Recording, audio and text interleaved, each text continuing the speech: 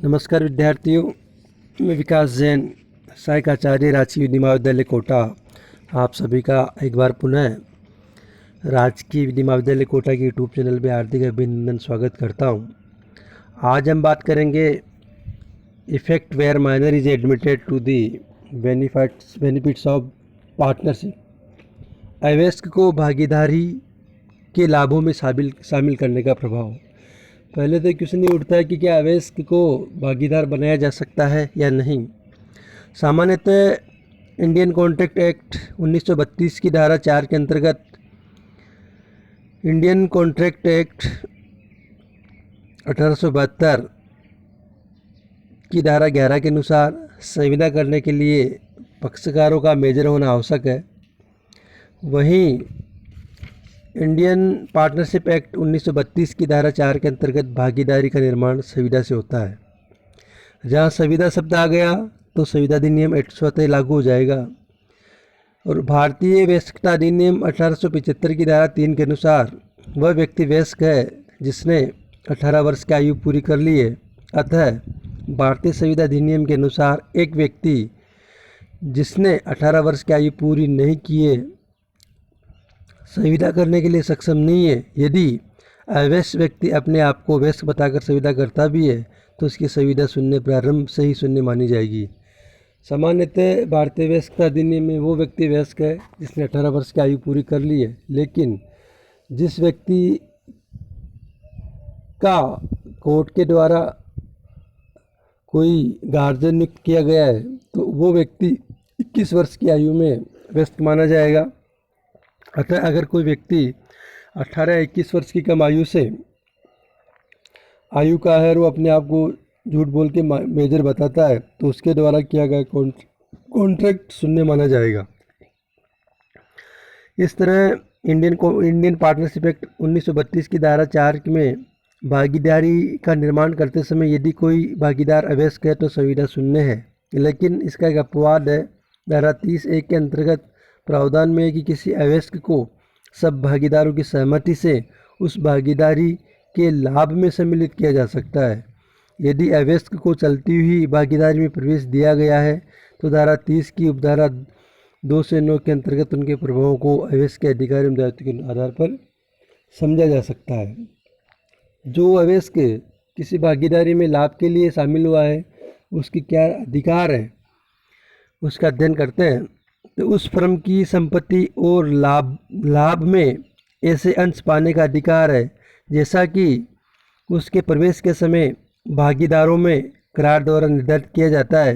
दूसरा, उसे फर्म की लेखा पुस्तकों तक पहुंचने, उनका निरीक्षण करने वह उनकी कॉपी प्राप्त करने का अधिकार है, लेकिन उसे फर्म की अन्य पुस्तकों को देखने वह नकल प्राप्त करने का अधिकार नहीं है, क्योंकि उनकी गोपनीयता के भंग होने का खतरा रहता है।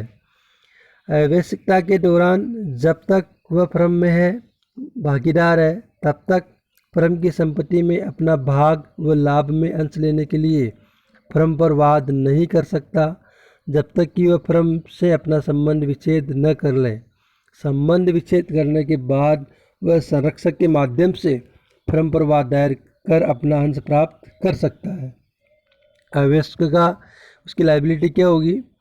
अवयस्क की दायित्व सीमित होता है, अर्थात वह फर्म के ऋणों व दायित्वों के लिए व्यक्तिगत रूप से स्वयं दायी नहीं होगा, परंतु फर्म में उसका भाग ऋणों व दायित्व के लिए उपयोग किया जा सकेगा। इस प्रकार अवयस्क ने यदि फर्म में कोई पूंजी नहीं लगाई है तो उसे कोई खतरा नहीं है।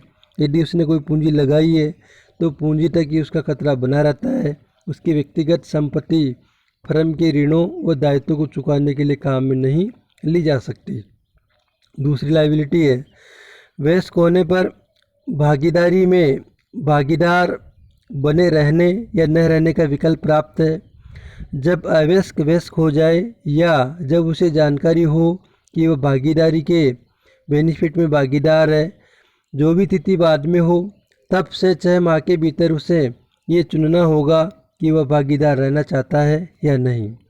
यदि वह ये निश्चय करता है कि वह भागीदार नहीं बनेगा तो उसे एक पब्लिक नोटिस देना चाहिए कि उसने फर्म में भागीदार न बनने का निश्चय किया है। ऐसी सार्वजनिक सूचना की तिथि तक उसके अधिकार और कर्तव्य वही रहेंगे जो आवश्यक के रूप में थे। एग्जाम्पल के लिए, एक व्यक्ति वयस्कता दिनांक 1 नवंबर 1997 को प्राप्त करता है और भागीदार न रहने का सार्वजनिक नोटिस 31 दिसंबर 1997 को देता है, तो आवश्यकता का लाभ उसे 31/12/1997 तक मिल सकेगा। सार्वजनिक सूचना की तिथि के पश्चात उसे सार्वजनिक सूचना की तिथि के पश्चात किए गए फर्म के कार्यों के लिए न तो स्वयं दायी होगा, न ही फर्म की संपत्ति में उसका अंश। फर्म की संपत्ति तथा लाभ में अपना भाग प्राप्त करने के लिए वह अन्य भागीदारों पर वाद दायर कर सकेगा। सूचना किस तरह दी जाएगी? तो इस अधिनियम की धारा 72A ये बताती है कि यदि किसी अवयस्क द्वारा वयस्क होने पर भागीदारी बने रहने या न बने रहने की सूचना दी जा रही है, तो ऐसी सूचना फर्म के रजिस्ट्रार को फर्म में यदि वो रजिस्टर्ड हो तो और शासकीय राजपत्र में प्रकाशित करके तथा देसी भाषा में कम से कम एक समाचार पत्र में जिसका वितरण उस जिले में है जिससे उस फर्म का जिससे वह सूचना संबंधित है, कारोबार का स्थान या मुख्य स्थान है, प्रकाशित करके दी जाएगी।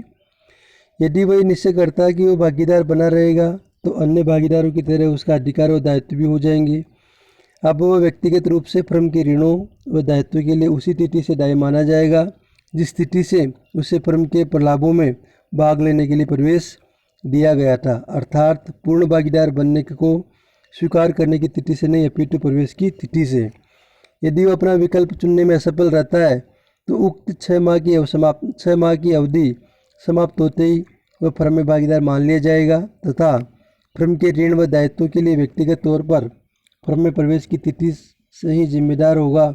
इसका अर्थ है कि यदि कोई ऐसा आवश्यक भागीदार जो वयस्कता प्राप्त कर लेता है और उसे ये जानकारी होने के बाद भी कि उसे उस फर्म के लाभों में हिस्सा पाने के लिए प्रवेश दिया गया था, चुप रहता है और सार्वजनिक सूचना द्वारा उसका खंडन नहीं करता है, तो उसकी निष्क्रियता ये मानी जाएगी कि उसने भागीदार बनना तय कर लिया है और भागीदार की हैसियत से व्यक्तिगत तौर पर फर्म के प्रलाभ में प्रवेश लेने की तिथि से फर्म के ऋणों और दायित्वों के लिए दायी होगा, जबकि धारा 31(2) के अंतर्गत नया भागीदार पूर्व की तिथि के कार्यों के लिए दायी नहीं होता।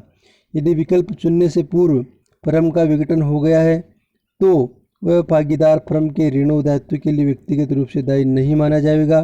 फर्म का अस्तित्व में रहना धारा 30 के प्रावधान को लागू रहने के लिए एक अनिवार्य शर्त है। इस तरह हमने देखा कि अन्य भागीदारों के कंसर्न से लाभ में हिस्सा पाने के लिए किसी माइनर को फर्म का भागीदार बनाया जा सकता है और वो लेखा जोखा रखने और अपना लाभ प्राप्त करने का उसका राइट है। साथ ही उसकी कुछ ड्यूटी भी है कि जब वो वयस्क हो जाता है तो 6 महीने के भीतर डिक्लेरेशन दे कि भागीदार रहना चाहता है या नहीं रहना चाहता है तो 6 महीने के भीतर डिक्लेरेशन दे। अगर वो डिक्लेरेशन नहीं देता और चुपचाप रहता है तो 6 महीने के पश्चात उसे भागीदार मान लिया जाता है। धन्यवाद।